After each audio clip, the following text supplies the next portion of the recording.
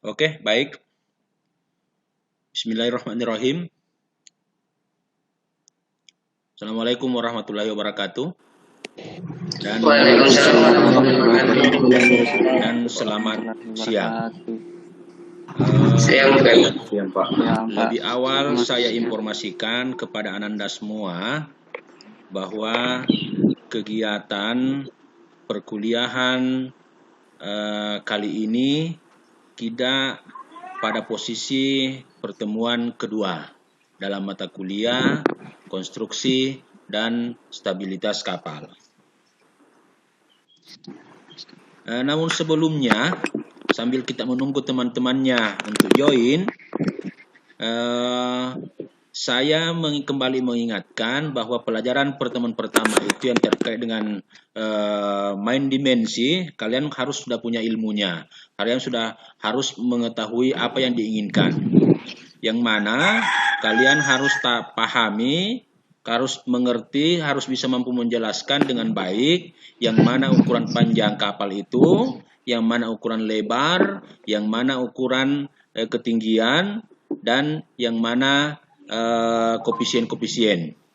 Ya, saya kira tidak ada masalah. Untuk minggu lalu kita sudah jelaskan dengan baik dan kalian pun sudah sedikit interaktif dalam kegiatan perkuliahan. Namun sebelumnya saya ingin tanya, kondisi kalian di sana apa baik-baik saja atau gimana? Tadi ada satu orang itu dalam kondisi tidak enak badan, seperti siapa itu namanya? Yang flu. Tapi alhamdulillah karena ini sifatnya ilmu, mereka menyempatkan diri untuk ikut kegiatan ini. Baik. Pada pertemuan yang kedua ini kita akan kembali membahas materi tentang displacement kapal. Nah, tentu kalian bertanya, apa tujuan yang akan dicapai dalam proses pembelajaran minggu ini yang terkait dengan displacement kapal? Yang pertama, tujuan yang kita harus capai dalam kegiatan ini tercantum dalam tercantum adalah capaian yang akan kita dapatkan pada materi yang akan saya sajikan berikut ini. Perhatikan baik-baik.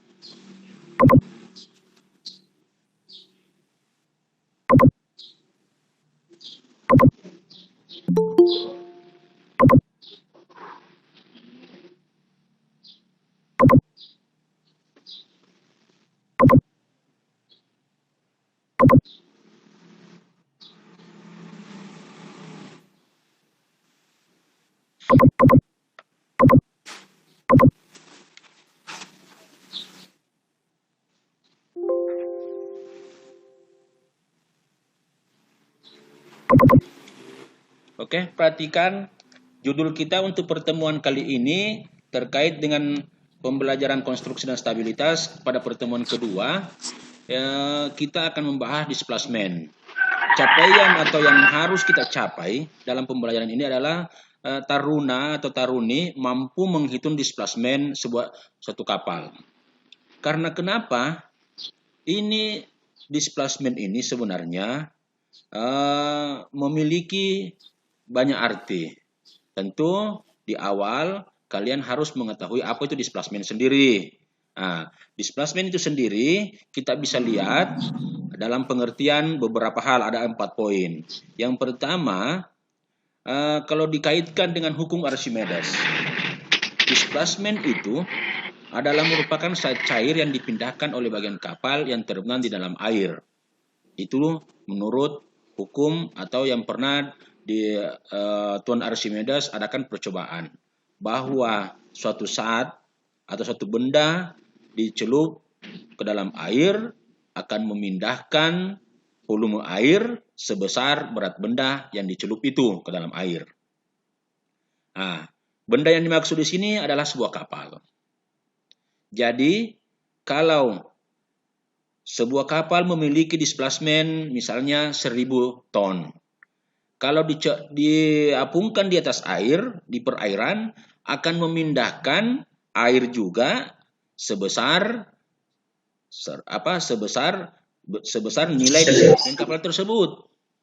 Karena itu menurut si Tuan Archimedes. Dan benar adanya bahwa displacement itu sendiri adalah merupakan berat kapal atau volume cair yang dipindahkan oleh bagian kapal yang terbenam di dalam air. Nah, itu secara arti. Kemudian kaitannya dengan pelajaran minggu lalu yang terkait dengan main dimensi, biasanya kalau satu berat itu kita bisa hasilkan atau kita bisa dapatkan juga dari perhitungan volume dikali dengan berat jenis. Volume apa yang dimaksud di sini? Volume merupakan adalah tak lain dari volume dari kapal. Bagaimana cara menghitung volume kapal? Cara menghitung volume kapal itu LWL dikali dengan B lebar kapal. LWL itu panjang garis air yang tercelup, kemudian T adalah draft, kemudian CB adalah pressure block dikali dengan berat jenis. Itu sama dengan yang menghasilkan displacement. Nah, ini nanti kalau untuk perencana itu ini akan dicek betulkah volume yang tercelup itu merupakan berat satu kapal itu adalah merupakan volume dikali dengan BJ.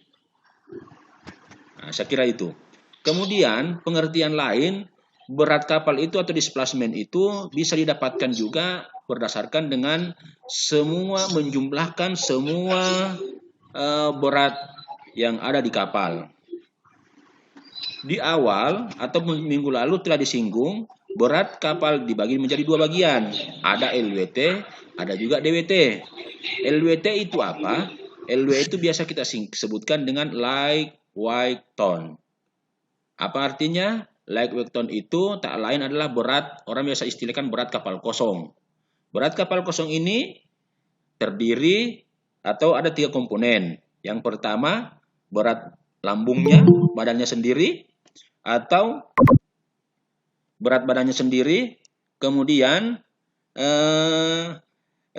permesinan, kemudian perlengkapan yang ada di kapal itu, yang permanen. Nah, kembali ke ini istilahnya apa? Berat menurut LWT dan DWT.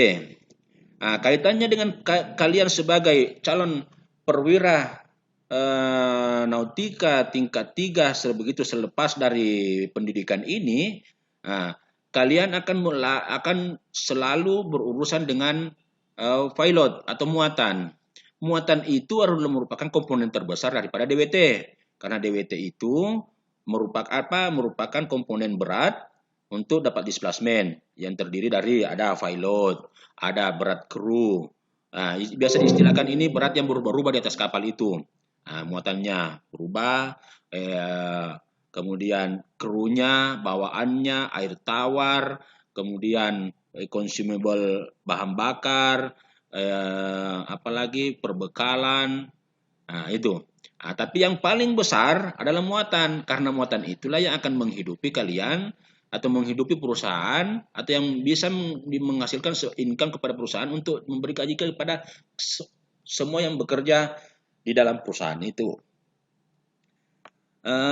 Kemudian kalau dijumlahkan LWT, DWT akan sama dengan nilai displacement. Displacement itu adalah berat kapal secara keseluruhan. Nah, ada juga yang keempat itu cara lain untuk mendapatkan displacement. Nah, ini erat kaitannya nanti bagaimana kalian kalau sudah selesai dari tempat kalian menuntut pendidikan diploma 3, itu kalian akan diperhadapkan hal ini. Ini secara praktiknya. Karena biasanya kapal itu kalau sudah berlayar atau sudah mengapung di air, untuk menentukan nilai displacementnya cuma mengambil angka atau melihat atau mengambil nilai derap kapal dan kita disuruh berapa displacementnya. Nah, cara-cara ini atau kegiatan ini yang lumrah atau selalu kalian akan hadapi nanti kemudian hari. Nah, bagaimana Pak itu yang dipakai? Nah, kalau umpama coba perhatikan kalau ke dermaga kapal sandar ada angka-angka tertulis di depan haluan, di bagian haluan, di samping bagian haluan, kemudian ada angka bagian tengah, ada umpama 20, ada di sebelahnya garis marka, kemudian di bagian buritan ada. Itu sebenarnya angka penunjuk draft kapal. Nah, draft itu sendiri merupakan adalah tinggi kapal yang tenggelam sampai ke lunas. Jangan sampai kalian lupa lagi pelajaran minggu lalu.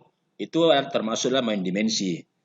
Nah, jadi nanti posisi di ujian negaranya ada gambar skate diperlihatkan yang mana menunjukkan angka draft. Jadi angka draft itu diukur dari lunas sampai ke permukaan air. Itulah draft kapal. Nah, kembali ke kaitannya dengan displacement. Di kapal itu diperlengkapi dengan ada namanya artinya apa, ada tabel-tabel yang diperlengkapi waktu didesain, waktu dibangun, ada namanya hydrostatic curve. Nah, di hydrostatic itu terdapat beberapa gambar yang menunjukkan bahwa karakteristik kapal di bawah permukaan air, termasuk untuk displacement. Nah, kaitannya kalau nilai syarat diketahui, tinggal menarik garis tegak lurus, ketemu di mana garis yang grafik untuk displacement, sekian nilainya. Nah, gitu. Tapi Anda harus memperbaiki atau harus Anda ambil baik-baik. Yang dimaksud di sini nilai draftnya atau T-nya adalah mean draft. Mean draft itu draft rata-rata. Draft rata-rata yang dimaksud di sini adalah draft haluan ditambah draft buritan bagi 2. Itu mean draft. Nah, jadi ada sebenarnya 4 model displacement, cara mendapatkannya. Nah, ini kesemuanya ini harus sinkron. Kalau tidak sinkron, berarti ada kesalahan. Jadi nilai yang didapatkan per jumlah berat, nilai yang didapatkan dari perhitungan utamanya, dan nilai yang ditunjukkan dengan hidrostatik dengan menurut hukum Archimedes itu harus sama nilainya. Ya.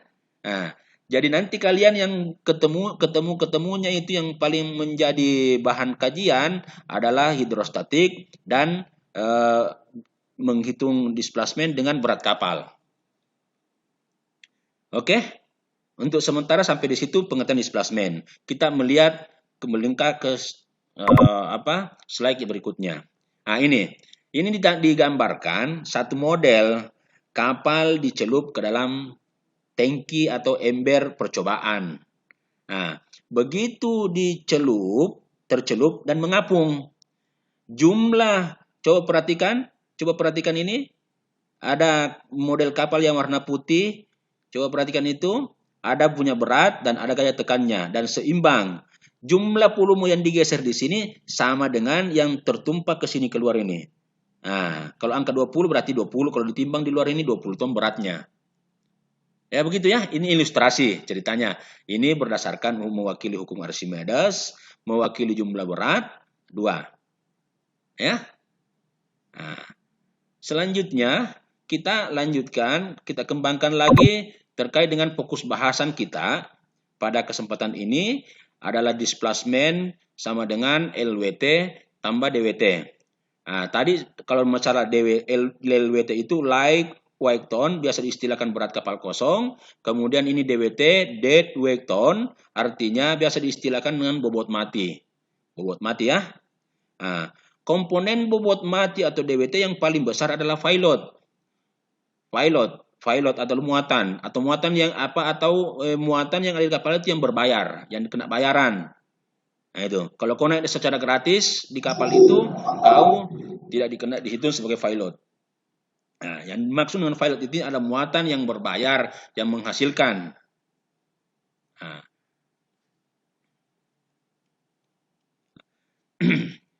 Apa kaitannya dengan displacement? Kaitannya dengan displacement itu, kalau LWT kan tidak berubah-ubah. Nanti kalau yang berubah ini setelah kapal didok atau ada perbaikan atau penggantian material. Tapi biasa material yang diganti sama dengan beratnya, dan tidak berubah ini. Atau penggantian mesin pun sekalian. Nah, ini.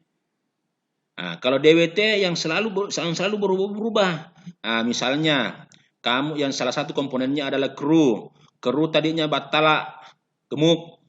Nah, ada habis kontraknya ganti dengan yang agak kurus-kurus dengan ijazah yang sama, berarti volume untuk kru, berat untuk kru akan berubah. Nah, gitu. Nah, tadinya kita memuat, misalnya muatan itu maksimum muatannya 3.000 ton. Nah, tiba-tiba yang ada orderan cuma 2.500, berarti displacement yang muatan yang mempengaruhi displacement berarti sekian ton. 2.500 saja. Berubah. Bahan bakar pun demikian. Tadinya kita muat sebelum berangkat dimuati pool, setelah berjalan setengah perjalanan akan berkurang. Air tawar pun begitu, perbekalan bahan makanan pun begitu. Ya. Jadi ini makanya kenapa dibilang DWT.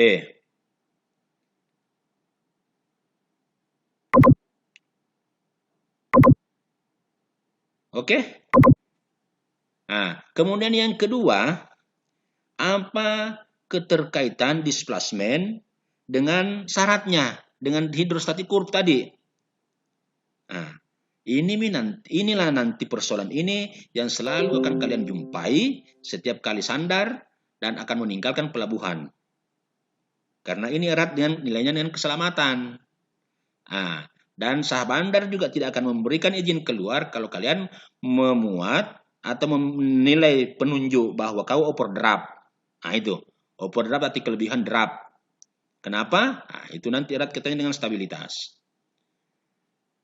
Dengan persoalan dengan fakta atau ada yang pada saat di lapangan itu kapal sandar di pelabuhan. Kalian artinya untuk mengecek bahwa sekian jumlah muatannya naik atau sekian jumlah kondisi yang kau muat ditunjukkan dengan nilai penunjuk syarat di kapal itu. Baik bagian belakang, di tengah, dan di haluan. Nah, jadi biar kau mau berbohong bahwa saya cuma muat sekian, itu menunjukkan segitu. Karena terkait dengan nilai syarat itu, kontrol bisa mengontrol atau bisa mengetahui berapa kok yang kau muat, berapa sebenarnya yang kau bongkar untuk mengecek kaitannya. Nah, karena kalian akan diperhadapkan dengan syarat yang ada, dia cocokkan dengan draft tabel displacement, nah itu akan ketemu. Baik, anak-anak sekalian, berarti itulah yang akan menjadi bahasan selanjutnya. Nah, kaitannya dengan displacement kapal, apa bahasannya di sana? Bahasan di sana terkait dengan displacement untuk berat itu, ada pilot. Pilot itu akan mempengaruhi jumlah muatan, akan berpengaruh kepada jenis muatan, akan berpengaruh kepada titik berat muatan, akan berpengaruh kepada tujuan pelabuhan tujuan. Kalau jenis muatannya itu terkait dengan pilot itu artinya begini, yang dimaksud adalah yang dikenakan sewa. Yang dikenakan sewa, maksudnya tadi seperti itu dikenakan sewa, kemudian karena itulah yang akan menjadi penghasilan sebuah perusahaan. Jumlah muatan itu ditentukan dalam biasanya dalam satuan ton atau meter kubik. Nah, makanya biasa penentuan tarif di kapal atau tarifnya untuk muatan tertentu itu dia pakai Stoic Factor. Karena kenapa? Ada kan barang atau muatan yang berat muatan yang berat menempati ruangan kapal sedikit. Ada juga muatan ringan tapi menempati ruang di kapal sangat lebih besar dibanding dengan beratnya. Nah, jadi makanya ada istilahnya Stoic Factor. Itu nanti akan kalian jumpai pada penanganan muatan. Nah, jadi ada satuan itu, makanya dalam penentuan harga biasa ton per meter kubik dia bilang. Nah, yang mana menguntungkan bagi perusahaan itu yang dia pakai. Kalau ini bermuatan terlalu berat, berarti dia hitung pakai beratnya. Kalau muatannya ringan, dia pakai kubikasinya. Kira begitu. Nah, kemudian jenis muatan. Nah, jenis muatan itu tadi kan sudah berbeda-beda, disinggung sudah berbeda-beda. Nah, ada yang kontainer, ada yang general cargo, ada yang penumpang, ada yang curah, ada makanya digunakanlah stoic factor. Ada juga artinya dalam penyusunannya ke dalam ruang muat itu akan terkait nanti di mana ditempatkan muatan itu dan akan ketemu dengan titik beratnya. Nah, titik berat inilah yang akan berpengaruh pada kegiatan stabilitas. Nah, kenapa bisa, Pak? Itu dia. Karena di pelajaran yang akan datang nanti, titik berat ini akan sangat mempengaruhi nilai stabilitas satu kapal. Karena jangan sampai dia dapat netral, atau dia positif, atau dia negatif. Nanti pertemuan datang kita jelaskan itu. Yang jelas kita antar dulu bagaimana keterkaitan displacement, komponen-komponen displacement terhadap stabilitas. Kemudian yang kedua, ada pelabuhan tujuan. Ini sebenarnya kalau dalam penyusunan atau penangani muatan untuk menyusun, terutama general cargo, kalau yang satu jenis muatan itu tidak ada masalah. Tapi ada juga jenis kapal memuat bermacam-macam bentuk barang, bermacam-macam kemasan, itu biasa disebut general cargo. Dan akan melayari atau melayani beberapa pelabuhan. Taruhlah misalnya dia trayeknya muat ke Makassar, Surabaya, Jakarta, kemana lagi? Makassar, Surabaya, ke Jakarta, kemudian dari Jakarta kembali ke Semarang. Nah, itu ada 4 pelabuhan misalnya. Ini kalau asumsi pertama, untuk supaya kapal bisa dikatakan stabil atau bisa dikatakan memiliki nanti stabilitas yang diharapkan bagus, itu bagusnya itu muatan bagian yang berat-berat itu ditempatkan di palka bagian bawah. Itu galibnya, itu semestinya. Tetapi kapal tersebut, itu muatan tersebut akan dibongkar di pelabuhan tujuan yang pertama. Jadi bagaimana menangani hal seperti itu? Jadi inilah fungsinya mualim, terutama di bawah kendali mualim 1, bekerja sama dengan mualim 2 dengan mualim 3, memberikan laporan bahwa muatan ini harus turun di pelabuhan tujuan pertama. Tetapi kalau ditempatkan di bagian atas akan merusak stabilitas kapal karena terkait dengan nilai titik berat. Jadi apa langkah selanjutnya? Kalau mereka berhitung, mudah-mudahan kalau ditempatkan di bagian kedua jangan terlalu ke bawah, diatur. Kalau di bagian ke tengah-tengah saja, bagaimana dia berpengaruh dengan nilai stabilitasnya atau bagaimana? Nah, itu karena kenapa di pelabuhan tujuan kapal itu sandar itu waktu sandar itu dibatasi dengan waktu. Waktu ini dibatasi dengan nilai rupiah. Nah, jadi dia berhitungnya begitu. Jangan cuma sandar untuk mengatur muatan itu memerlukan banyak biaya. Akhirnya tidak ada keuntungan yang didapatkan dari biaya pengiriman. Karena betul-betul untuk memindahkan muatan ini membongkar. Itu. Akhirnya kita tidak dapat keuntungan. Tidak dapat memaksimalkan pengaturan muatan yang bagus. Nah, kalau yang satu-satu jenis muatan, misalnya sama-sama memuat penumpang atau sama-sama muatan cair, ini kan tinggal beda-beda palkanya, ya seperti itu. Jadi yang paling berpengaruh sebenarnya itu jumlah muatan dan titik beratnya itu di sini. Nah, mengenai titik berat, insya Allah minggu depan kita akan kaji lebih mendalam lagi. Oke? Nah, sebelum saya lanjutkan, untuk pindah ke poin kedua terkait dengan syarat terkait dengan displacementnya. Sampai di sini ada yang mau bertanya? Dipersilakan. Atau ada yang mau dikonfirmasi? Gimana?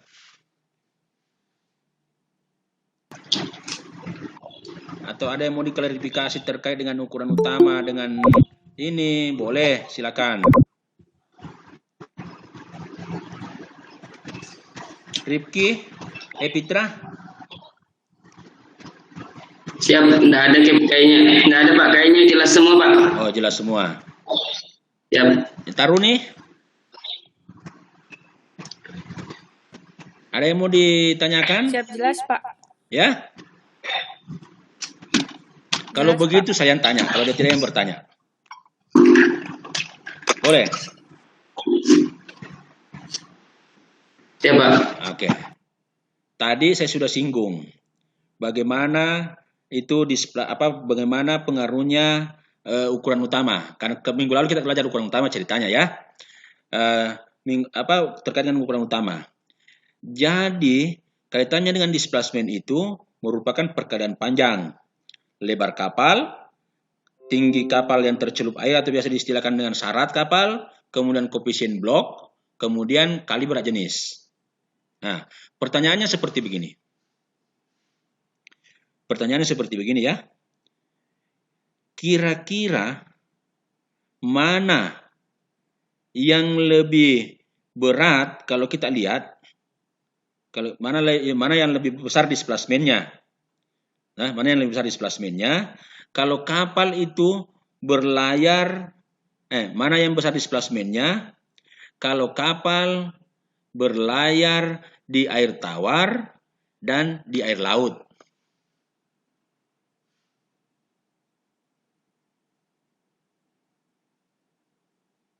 Halo. Ukuran utama sama ya? Ukuran utama sama. Siap. Mana yang besar displacementnya? Nah, tentu ada dua pilihan. Yang mengatakan besar displacementnya kalau di air laut. Nah, kemudian yang kedua, besar displacementnya di air tawar. Kira-kira yang milih air tawar yang mana? Yang milih air laut yang mana? Air tawar. Hah? Siap, lebih besar di air tawar Pak. Yang besar displacementnya di air tawar yang mana? Coba tunjuk. Air tawar saya. Kalau yang besar displacementnya di air laut? Air tawar. Nah, Siap, ada yang pilih air laut? Air tawar semua Pak. Air tawar. Coba kita kembalikan. Itu displacement volume artinya panjang kali lebar kali tinggi kali syarat kali BJ. Nah, kali BJ. Siap. Yang mana besar BJ-nya? Air laut. Siap, air laut. Jadi kalau besar BJ-nya air laut dengan air tawar, kira-kira yang mana besar displacement jadinya? Air laut. Ya. Air laut, Pak. Itu ini. Laut. Nah, berarti harus Anda cermati. Saya tidak bertanya yang mana besar syaratnya derapnya. Kalau besar derapnya pasti air tawar. Tapi kalau displacementnya, hati-hati. Nah, Siap Pak, siap. siap. Ceritanya seperti itu. Jadi hati-hati. Paham, Ki? Siap paham. Ya paham Pak, paham. Siap paham. Kalau di syarat atau nilai tenggelamnya, nilai angkat jarak vertikal ke permukaan air laut, ya besar air tawar. Tapi kalau displacementnya, displacement rumusnya tadi panjang kali lebar kali tinggi kali dengan BJ. BJ ini ada pengaruh berat jenis. Berat jenis air tawar 1, berat air laut 1 lebih. Nah, berarti otomatis besar ki displacement air laut. Itu kan, Anu? Siap. Siap Pak. Nah. Paham toh? Tidak keliru-keliru lagi. Siap, paham Pak. Siap. Itu. Jangan coba-coba kalau tidak punya logika, wah bahaya ini, bisa-bisa kau saya kiko dari kapal yang kau sudah join itu. Nah, hati-hati. Siap, terkecoh Pak. Terkecoh. Jangan kau putar-putar. Karena ini bahaya. Kau yang menentukan. Bisa-bisa perusahaan kapal itu bisa selamat dan bisa tidak selamat akibat kau tidak gagal paham. Bukan tidak mengerti, gagal paham. Apa? Kira-kira ada lagi? Setelah kita diskusi begini, ada satu orang punya kesempatan.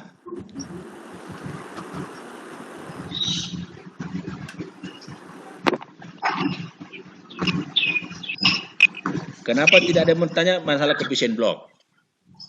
Apakah kalian sudah mengerti apa itu coefficient block? Coefficient block itu adalah angka yang menentukan kapal itu gemuk atau kurus atau ramping. Karena coefficient block itu adalah merupakan perbandingan antara panjang kapal dengan panjang kali lebarnya dibagi dengan volume kapal sesungguhnya. Nah, gitu. Jadi, koefisien blok yang paling besar itu adalah 1. Kenapa bisa 1? Karena sama panjang dengan lebarnya dengan yang tercelup itu. Yaitu yang kapal yang koefisien bloknya 1 adalah ponton atau biasa disebut bark. Ya. Nah, bark. Ponton. Kalau tidak tahu namanya ponton itu yang muat batu bara itu. Yang kotak. Ya kan? Yang ditarik oleh takbot. Siap. Nah, jadi biasanya itu kalau kita lihat, kita melihat satu kapal, oh ini kapal cepat. Biasa kalau orang cepat, kapal cepat itu karena ramping. Jadi biasanya kalau orang gemuk-gemuk itu, lambat gini. Lambat geraknya. Jadi kalau umpama koefisiennya 0,7 dengan 0,8 berarti bisa dibandingkan bahwa ini 0,7 ini ramping cepat. Kalau 0,8 dia gemuk. Nah, ini biasa Al-Kairir punya. Itu memang ada kalau orang ekspor nih, nah, tahu ini gini. Ini oh ini cepat ini kapal ini. Oh ini lambat ini karena memang digunakan untuk memuat barang secara besar-besaran. Jadi saya kira begitu. Oke? Oke, Pak. Siap, Pak. Bisa dipaham kan? Siap. Bisa, Pak. Kita lanjutkan ke poin berikut terkait dengan apa? Terkait dengan displacement sama nilai yang didapat dari tabel hidrostatik curve dengan mengambil drap kapal yang diketahui, artinya yang terbaca pada saat mengapung di atas perairan. Nah, itu tadi di awal saya singgung bahwa ketika kapal sandar baru datangkah atau mau berangkat, itu nilai daripada drapnya dicatat atau terekam supaya bisa ketahuan, oh ini kapal ini sebelum bongkar begini kondisinya. Setelah memuat, oh begini kondisinya. Berapa muatan yang dibongkar, berapa muatan yang dimuat. Kalau memang mau memuat ceritanya. Nah itu. Dan tidak boleh asal memuat sampai kapal itu hampir air masuk ke dek. Ada batasan-batasan yang dipersyaratkan. Ada namanya drap maksimum. Makanya kalau drap maksimum itu tercapai, nah, itulah batas yang terakhir untuk disyaratkan untuk dimuati. Tapi kalau lewat, hati-hati. Karena hati-hati kenapa? Memang tidak dipersyaratkan oleh Sabandar terkait dengan nilai keselamatan. Ya. Itu kenapa nilai keselamatan dengan stabilitas? Ya itu tadi. Kalau misalnya kena hantaman ombak atau apa, kalau sedikit sekali lambung bebasnya, bisa-bisa air yang menimpa dari samping bisa langsung menerpa ke geladak. Itu masuk air. Jadi hati-hati. Tapi kalau umpama pelibotnya berada dalam keadaan yang diizinkan, insya Allah tidak ada masalah. Nah, dan lagi pula kalau kapal yang memuat dengan overdraft itu, berarti harus dicek baik-baik di mana letak titik beratnya. Apakah tidak menjadikan kapal itu menjadi stabilitasnya netral atau dia sedang minus atau negatif. Nah, itu sudah menjadi larangan bagi Sabandar untuk menahan kapal saudara. Kenapa dia seperti begitu? Nah, ini nilai syarat itu akan berpengaruh kepada displacement. Jelas, karena kita lihat dari persamaan, dari rumusnya bahwa nilai syarat adalah merupakan salah satu item daripada main dimensi. Nah, kalau saja syaratnya 10 cm atau jangan 10 cm, 1 cm saja berubah syaratnya, itu berapa ton yang mempengaruhi. Nah, karena kenapa? Karena coba satu kapal kira-kira untuk menenggelamkan atau merubah syaratnya kapal itu berubah 1 cm saja, itu berapa ton kira-kira? Berapa banyak muatan yang dinaikkan untuk menenggelamkan 1 cm itu kapal itu. Jadi hati-hati di situ. Nah, nanti kita akan bahas di TPC. Nah, syarat pada saat tiba di pelabuhan. Untuk apa diambil syarat itu atau dicek atau dicatat?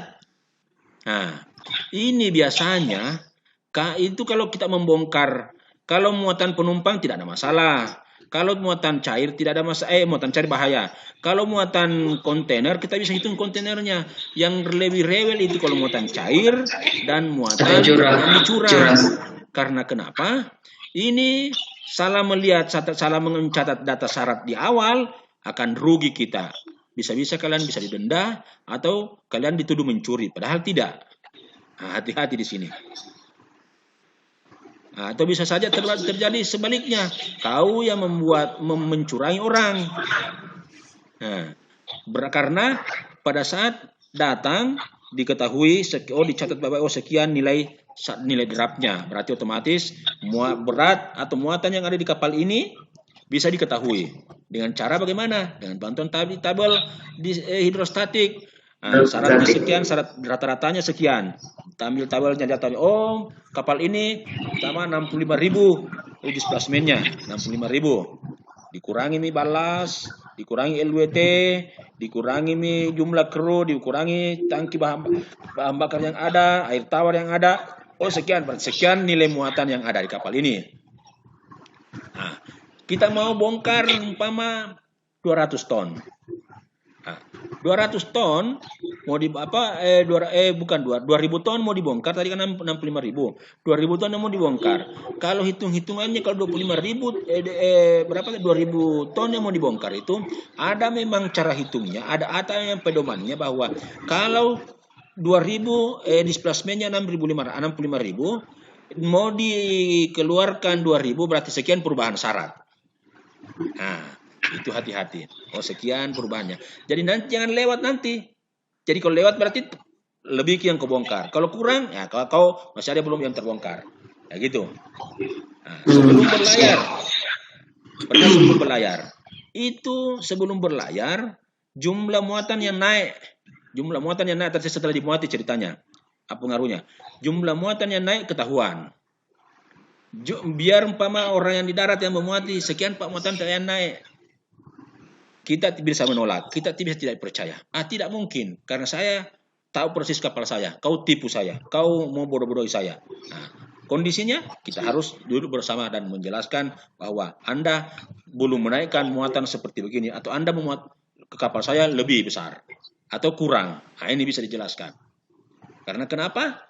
Tadinya sebelum saya melakukan aktivitas bongkar, begini kondisinya. Setelah memuat, begini pertambahannya, berarti sekian muatan yang naik. Kalau tidak, berarti ada selisih, pertemukan. Makanya ada sidang sebelum berangkat. Nah, dan jangan lupa bahwa KG atau nilai titik berat kapal sebelum berlayar itu menentukan nilai stabilitas. Karena jangan sampai nanti nilai KG itu beratnya itu melewati jarak metasentra ke kil. Itu akan bahaya. Jangan sampai nanti kenapa bahayanya?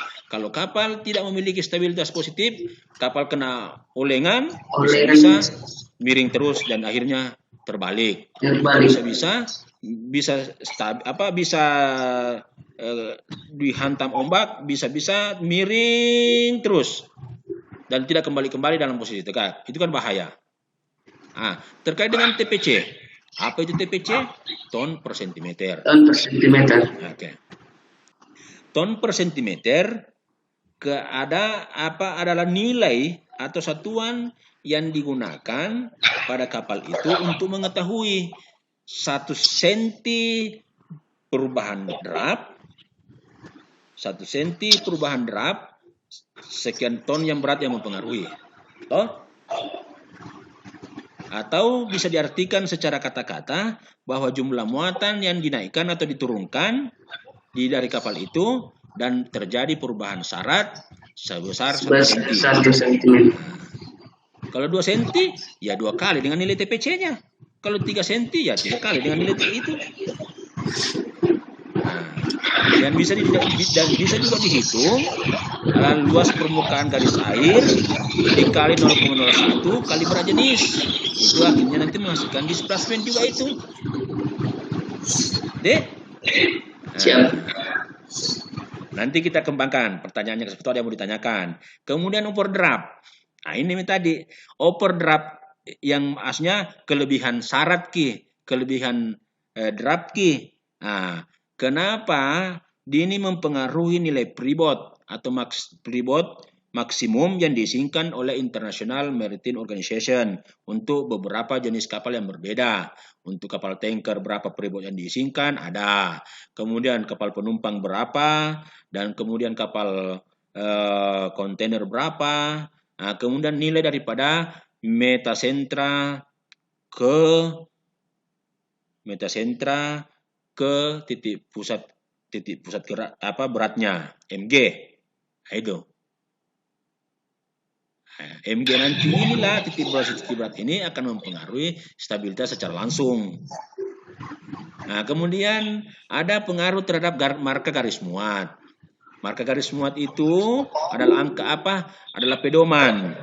Adalah pedoman yang ditaruh di samping kiri dan kanan kapal yang bisa jadikan pedoman bahwa di bagian tengah midship ada angka, ada lingkaran, ada tanda huruf, biasanya tanda huruf di sebelah lingkar kiri kanannya itu menunjukkan siapa yang memberi rekomendasi kapal ini pada saat dibangun dan mengawasi, itu biasanya namanya kelasnya. Kalau Indonesia punya KI, klasifikasi Indonesia. Kalau Jerman punya LLR, EGL, Germanischer Lloyd. Kalau Inggris Lloyd Register. Kalau Polimarin punya yang di depan kampus itu NP, Not Veritas, Norwegia punya. Bagus kelasnya itu kapal tanker Polimarin.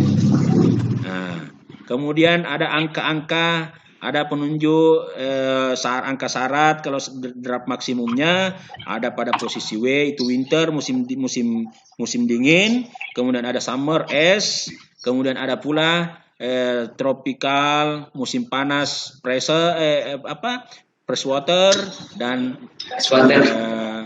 pada air tawar ya. Nah, winter tadi maksudnya itu winter pada air laut, air laut, winter summer air laut ada itu. Tapi bagaimana dengan posisi kalau tidak syarat maksimum? Nanti kita hitung sendiri. Gitu. Berapa syarat pada saat berbeda nanti kita coba di latihannya. Sebelum terlalu jauh atau sebelum kita masuk ke latihannya, sampai di sini pembahasan yang kedua ini kira-kira ada yang mau diklarifikasi atau ada yang menggejolak di dalam hatinya atau ada yang mau dipertanyakan, dipersilakan. Siapa? Saya mau bertanya, Pak. Ya, atas nama siapa? Muhammad Fitra Rizky. Muhammad Rizky. Kenapa Rizky? Muhammad Fitra Rizky, Pak. Ya? Fitra Rizky. Ya, Fitra Rizky. Kenapa? Siap. Ini Pak, kan kita sudah memuat sesuai dengan syaratnya. Cuman titik G ini masih saja berada di atas titik M. Langkah apa yang harus kita lakukan, Pak? Oke. Untuk menangani hal ini. Kalian sebelum melakukan pemuatan itu ada tahapannya ya. Sebelum barang itu atau muatan itu diangkat ke kapal, ada kan simulasi, ada perencanaan stowage plan namanya kan? Rizky, Fitra? Ada ya, kan? Pak, ada Pak. Ada. Di rencana stowage plan itu sudah kelihatan nilai titik G-nya. Sudah kelihatan titik Siap, G. Pak. Nah, tetapi yang ada ini titik G ini tetap melewati Titik M. titik Titik M. titik M. Metasentris. Titik metasentris ceritanya toh. Siap. Apa itu titik metasentris? Metasentris itu adalah pertemuan dari titik bekerjanya secara secara tegak dan Secara tegak dan secara vertikal.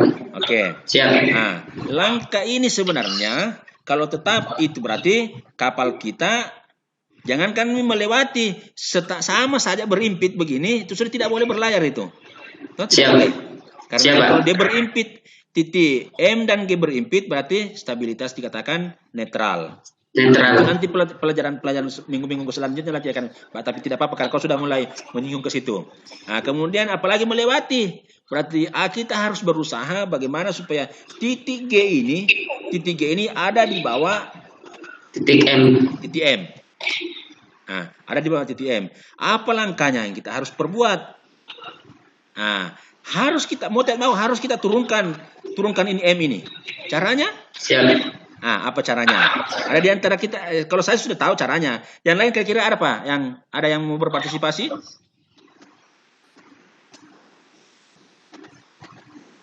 Hamid, Bismar, Juniper. Kalau tidak ada begini. Di bagian bawah ruang muat itu ada namanya tangki balas. Tangki balas itu kenapa tangki balas itu selalu ditempatkan untuk bagian bawah?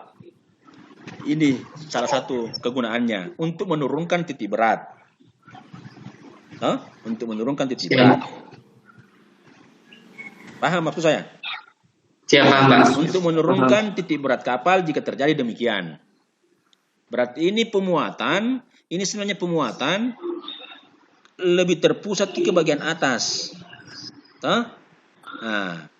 Tapi kalau perencanaan pemuatanmu yang bagus itu sebenarnya tidak mungkin terjadi. Tapi anggaplah ini kenyataan.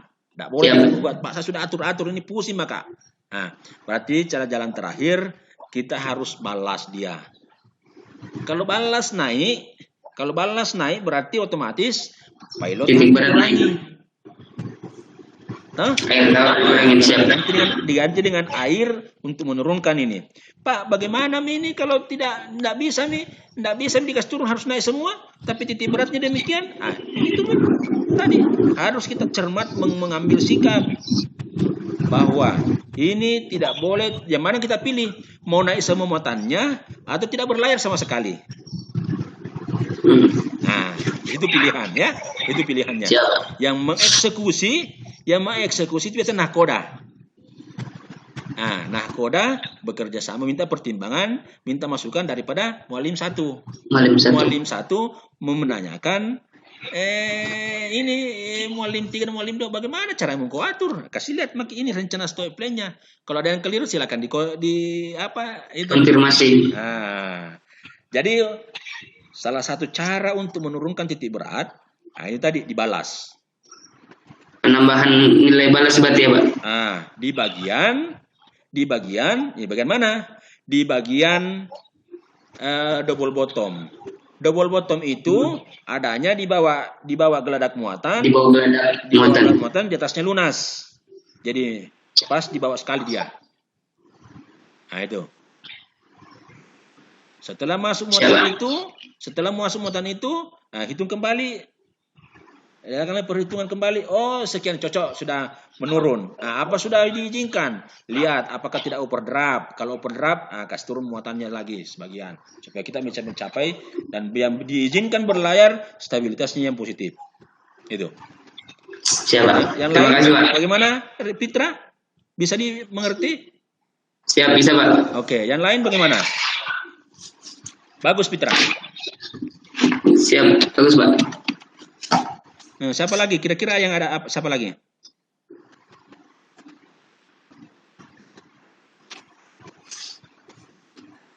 Kalau tidak ada saya yang kasih pertanyaan.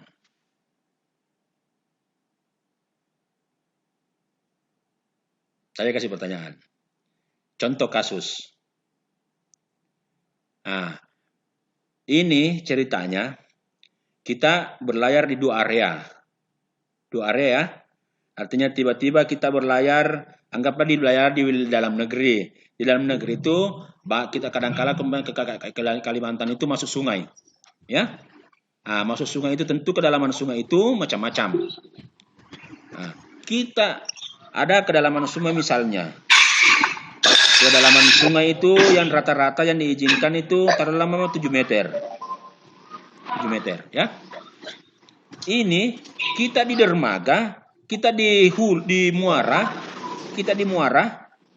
pas tong ini yang bisa ini tadi syaratnya yang bisa masuk dan tidak kandas di sungai ini kalau syarat maksimumnya 7,8 ya, 7,8 ya. 7,8. Sekarang kita datang di muara, sudah di muara ini. Kita datang di muara dengan syarat 7,8. Kira-kira aman enggak kalau kita masuk di sini? Siap, enggak aman, Pak. Ya? Siap, tidak aman. Bagaimana, Putu? Siap, tidak aman, Pak. Tidak aman. Bismar? Tidak aman, Pak. Tidak aman. Yurdin?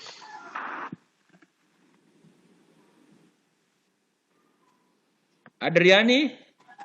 Siap, tidak aman, Pak. Tidak aman. Jadi kalau tidak aman, apa yang kalian lakukan? Siap, pengurangan balas. Hah? Pengurangan balas, Pak. Ini ceritanya kalau memang ada balas dikurangi. Tapi kalau tidak ada cuma muatan tok saat ceritanya. Oh, siap, Pak. Ya. Memindahkan muatan yang berat. Mengurangi pakai muatan, Pak. Nah, yang lebih rendah. Salah satu caranya supaya syarat ini kan tadinya kenapa kita mesti ragu-ragu Kak? Tadinya kan di muara kita itu 7,8 juga syarat kita. Berarti kalau kita di muara itu kan masih statusnya air laut atau air tawar? Campuran, Pak. Campuran. Berarti pasti lebih dari sudah agak payah kok ceritanya toh sudah ada azin-azin juga. Nah, berarti BJ-nya di muara itu lebih daripada 1. Otomatis kalau kita masuk ke dalam sungai berarti kedalaman kita bisa-bisa kita kandas ceritanya. Memang yang disyaratkan 7,8. Tetapi kita sudah datang dengan 7,8. Otomatis kalau dalam kondisi ini 7,8 kita tetap masuk, bertambah syaratnya. Bisa menjadi 8 meter. Toh? Nah, jadi kita harus berupaya menghitung displacement kita atau menghitung nilai syarat kita pada saat ketika kita berlayar dengan BJ 1 tawar. Dengan kondisi sekarang berarti bagaimana ceritanya? Nah, kita bawa kalau kita di air tawar dan air laut berapa perbedaan syarat yang terjadi? Nah, gitu. Itu berarti kalau selisih 200 ton, berarti kita harus mau tak mau supaya bisa masuk dalam keadaan tidak kandas, harus kita kasih 200 ton.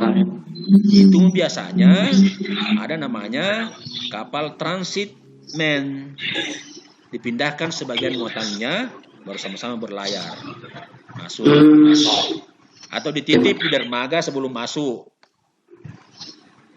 Nah, gitu.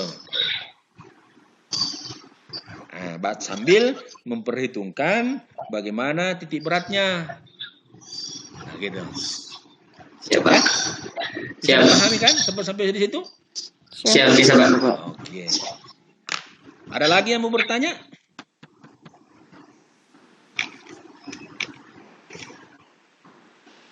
Nah, kalau tidak ada, kita coba-coba berpindah kembali ke materinya. Apalagi yang perlu dijelaskan? Oh, ternyata ada latihan soal. Latihan soal itu coba perhatikan nomor 1 dan nomor 2. Nomor 3 itu nanti dikerja dalam bentuk tugas. Coba kita bahas sama-sama yang nomor 1. Coba satu orang yang baca.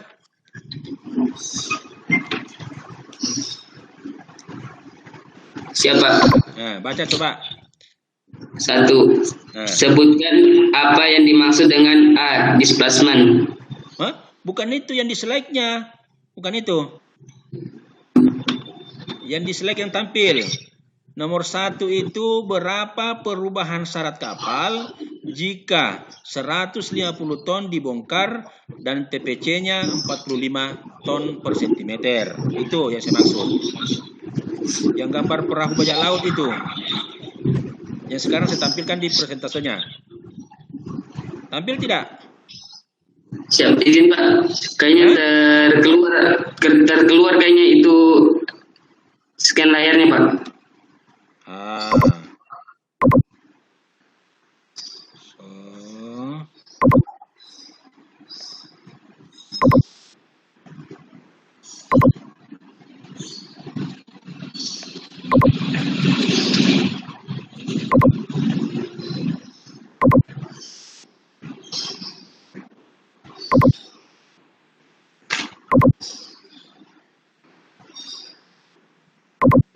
Nah, ini sudah.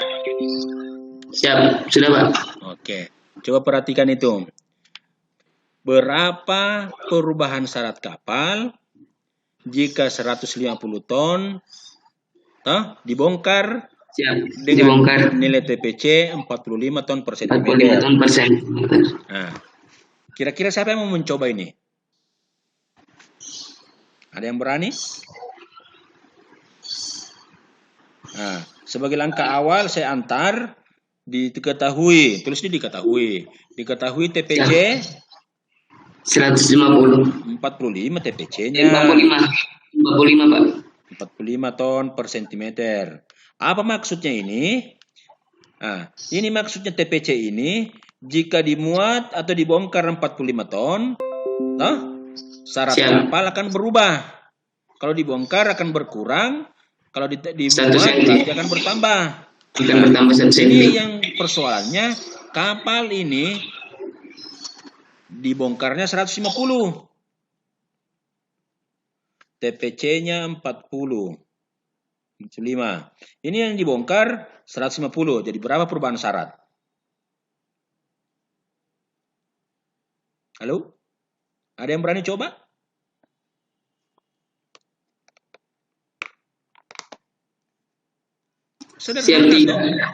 Kalau misalnya 45 yang dibongkar, 45 ton yang dibongkar berarti syarat itu berkurang 1 cm. Siapa? Nah, kalau 150 berapa senti yang berubah? Siap, 3,33 Pak. Berarti jumlah bongkaran dibagi dengan 45 ya. Siap, jumlah bongkaran dibagi 45.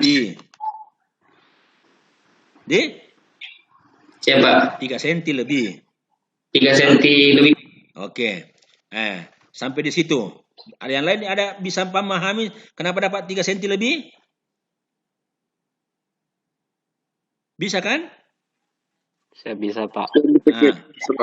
Coba bayangkan ya. Ini 150 ton. 150 ton itu berapa kilo itu?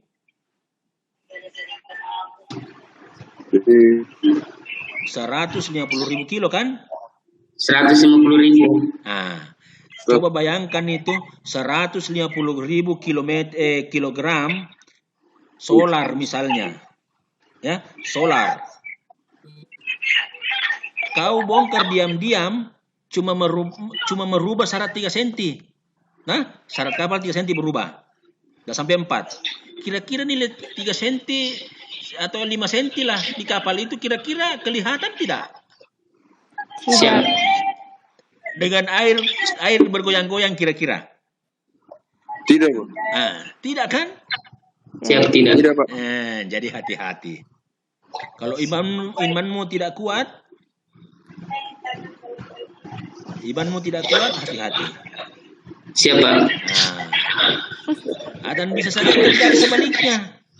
Kamu ternyata pada saat muat kok tidak kurangi 150 ton karena kau tidak jeli.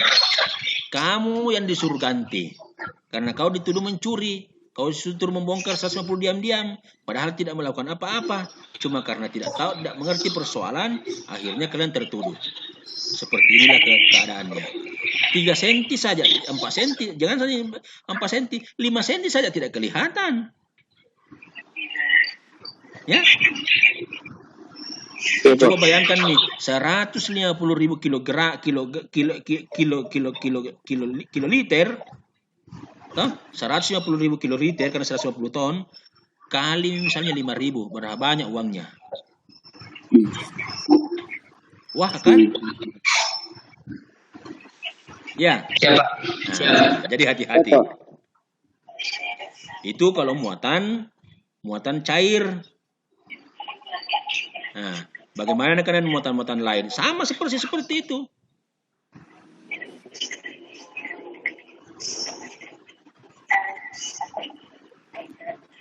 Jadi bisa dibayangkan itu. Bisa dibayangkan kayak bagaimana sensitifnya, bagaimana nilainya. Oke, untuk model yang pertama, ada yang perlu dipermasalahkan atau bagaimana? Saya rasa tidak perlu. Siap, tidak perlu, Pak. Nah, kita kembali melangkah ke posisi yang nomor 2. Jika sebuah kapal berlayar dengan syarat 4,5 meter pada perairan summer. Summer itu air laut yang musim panas, BJ-nya 1,025. Dik, berapa syaratnya jika kapal tersebut berlayar pada musim winter atau tiba-tiba berlayar dengan kondisi syarat 4,5 dan BJ-nya sekian dan melakukan pelayaran yang berikutnya dengan syarat yang sama dengan syaratnya jika berlayar di musim dingin dengan BJ 1,015. Bagaimana itu?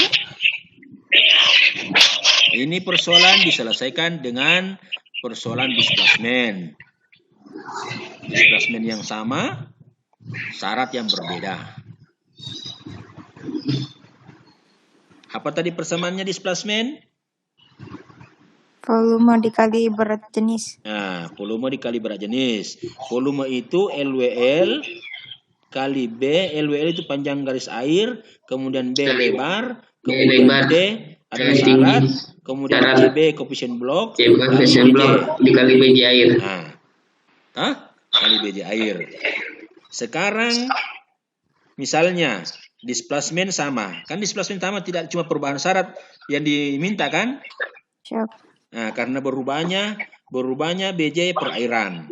Panjangnya sama, lebarnya sama, syaratnya yang berbeda, kemudian koefisien blok sama. Nah, masukkan nih LWE yang berpengaruh itu T kali BJ. Toh?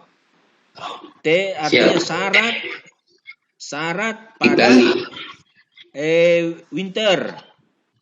Summer dulu. Summer. Siap. Syarat pada summer dikali BJ. BJ summer sama dengan syarat pada winter kali BJ-nya. Toh, BJ winter. Siap. Nah, sekarang yang ditanya syarat mana? Syarat winter kan? Winter. Nah, Siap, syarat winter. Berarti bagaimana nih prosedur begitu? Persamaan lanjutannya? Syarat summer dikali BJ summer dibagi dengan BJ winter. Berapa itu? Syaratnya 4,5 kali 1,025 dibagi dengan 1,015. Lebih besar mana? Lebih besar 45 atau 4,5 atau lebih kurang dari 4,5?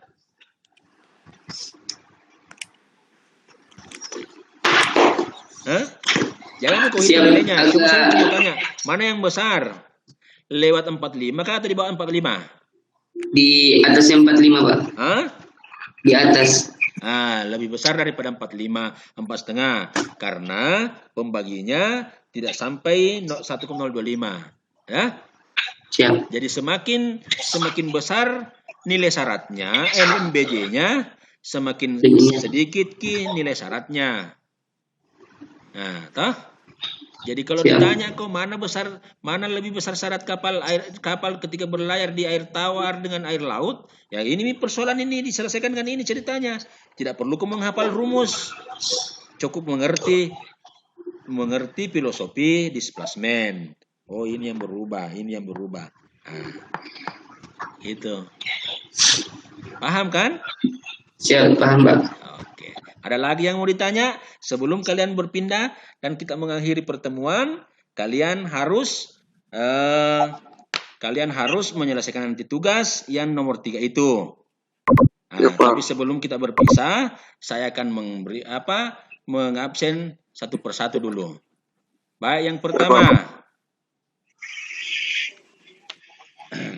Andika. Masih ada kok Andika? Ya, Pak. Oke. Kemudian Andi Baso. Andi Baso. Masih ada kok Andi Baso? Semua kamera diaktifkan dulu. Andi Baso. Oh, Andi Baso. Oke. Nanti kemudian Andi Baso. Kemudian Aswan.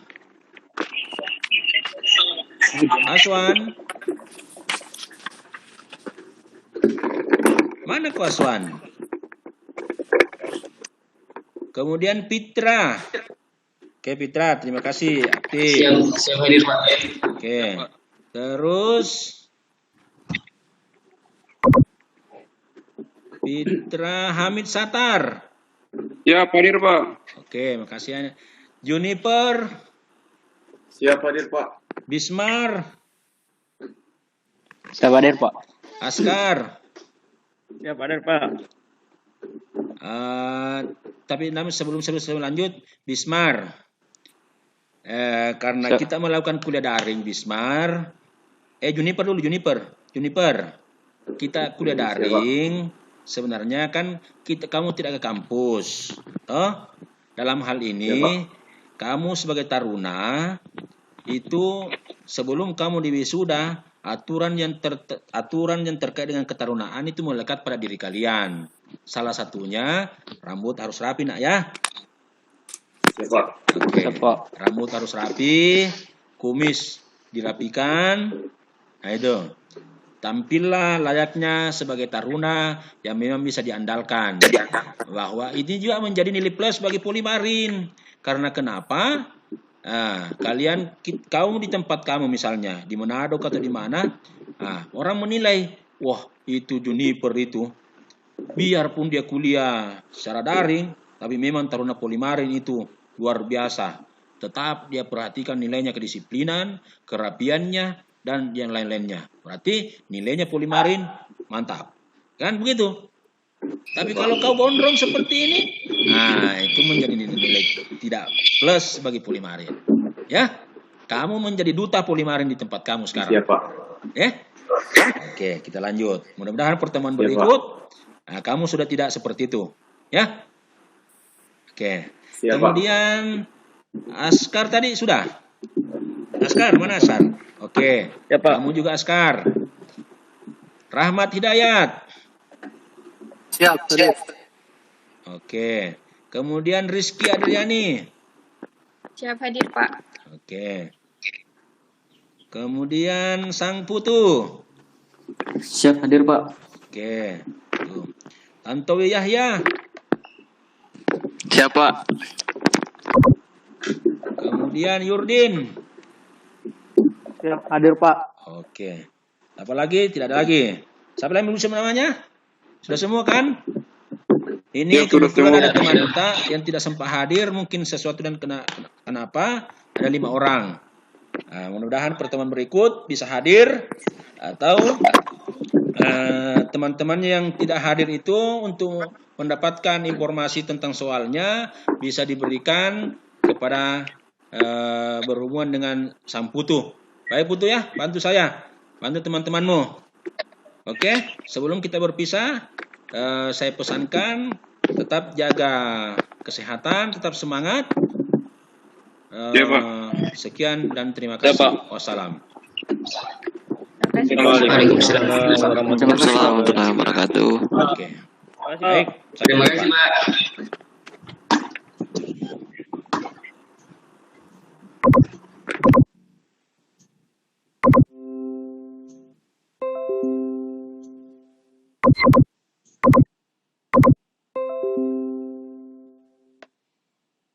You